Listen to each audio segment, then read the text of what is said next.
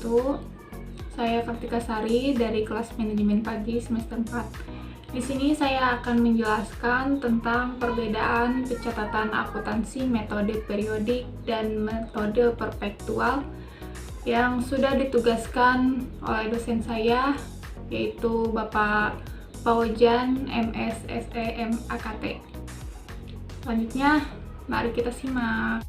Nah, di sini saya akan menyampaikan materi tentang perbedaan pencatatan akuntansi metode periodik dan akuntansi persediaan perpetual.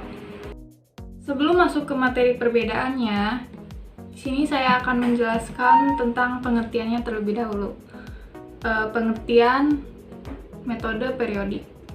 Metode periodik atau biasa juga disebut dengan metode fisik merupakan sistem pencatatan persediaan yang mengharuskan adanya perhitungan persediaan yang masih ada pada tanggal penyusunan laporan keuangan. Metode periodik disusun dengan indikator penting untuk menentukan harga pokok penjualan dari stok optame yang masih ada. Dengan metode ini, perusahaan akan memiliki data mengenai mutasi persediaan secara akurat dan sesuai dengan persediaan fisik di gudang. Selanjutnya, kemudian pengertian metode perpetual.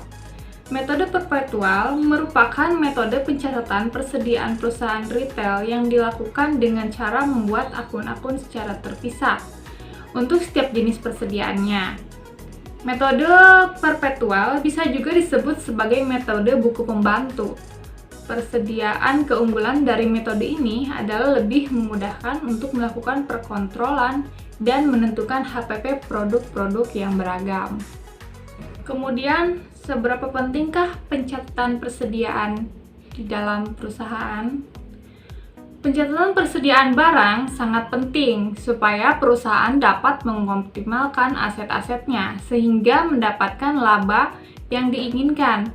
Keuntungan lain memiliki sistem pencatatan yakni mengetahui pergerakan barang lebih cepat.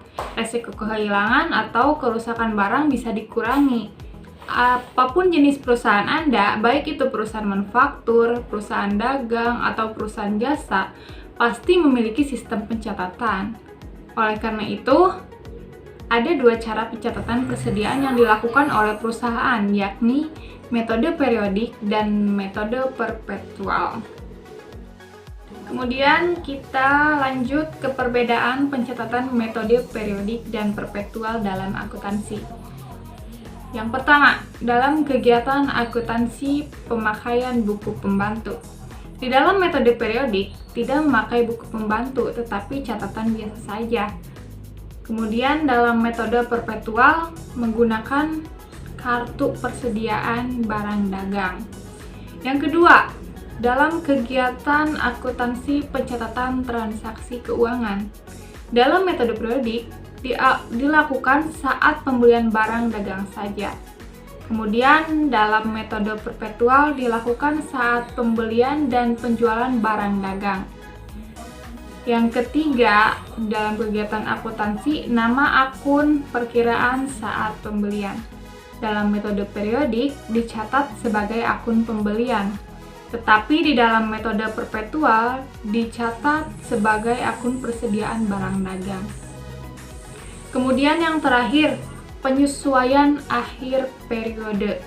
Di dalam metode periodik, penyesuaian akhir periode dilakukan dengan menutup persediaan barang dagang awal dan mencatat persediaan barang dagang akhir dan dari hasil perhitungan fisik. Kemudian, dalam metode perpetual tidak ada jurnal penyesuaian pada akhir periode.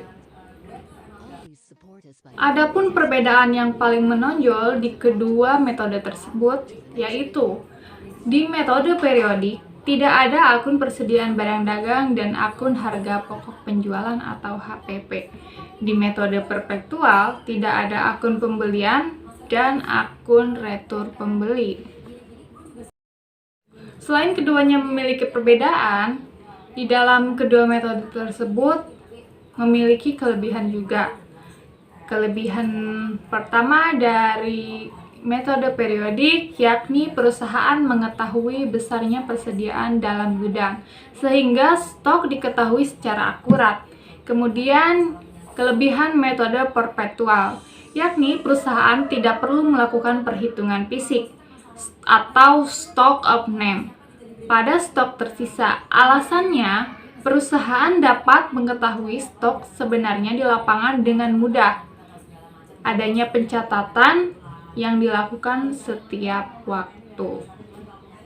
Dalam kedua metode tersebut, semuanya memiliki unsur-unsur yang sangat penting untuk menjalankan usaha. Tapi balik lagi kepada usaha yang sedang kalian jalankan, lebih membutuhkan metode yang mana, periodik atau perpetual. Dari materi tersebut yang sudah saya jelaskan tadi, saya dapat menarik kesimpulan yaitu pada setiap sistem akuntansi yang akurat dan sistem pencatatan yang terkini adalah hal yang sangat penting bagi setiap perusahaan. Pencatatan juga bisa membatasi pembiayaan akibat penimbunan persediaan barang. Dengan pencatatan yang rapi, laba yang diinginkan pun bisa diraih. Terima kasih sudah menonton video ini sampai selesai. Terima kasih juga kepada dosen saya, Bapak Pawajan, MSSEMAGT yang sudah memberikan tugas ini. Sekian video dari saya dan penjelasan materinya. Semoga bermanfaat bagi saya pribadi dan juga yang menontonnya. Assalamualaikum warahmatullahi wabarakatuh.